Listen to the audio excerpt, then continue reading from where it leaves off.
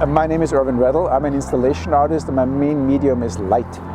What you see behind me is the installation Whiteout, and the installation premiered in New York City at Madison Square Park on November 12th, 2017. It was exhibited there till the end of March 2018. And now the second exhibition of the work here is in Oklahoma City. We're here at Campbell Park, which is part of the Oklahoma Contemporary, and their new building is opening also next door. In New York, the configuration of the piece was very, very different. It was two rectangles in an oval lawn. Here it's much longer, actually. It's a long, narrow lawn, and that's kind of the idea behind my piece, that it always is very site-specific.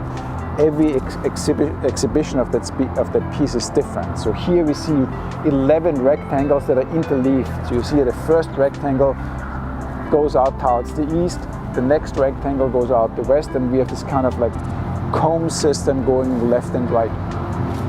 And that's kind of the big structure. And the small structure is just those little balls or spheres. There are 550 of them.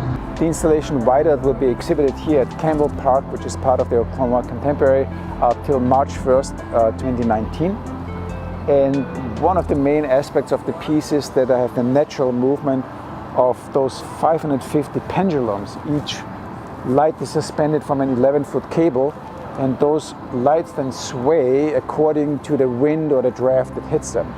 But at the same time, on top of that very, natural movement or random movement imposed by the wind, I program my lights in a very strict sequence. So you see very large-scale patterns progressing, down that lawn. Right now, with the searchlight pattern, there are wave patterns, they are like steps left and right. So it's this idea, the mixture of the natural, which is the pendular movement, and the virtual or artificial, which is the programmed light movement.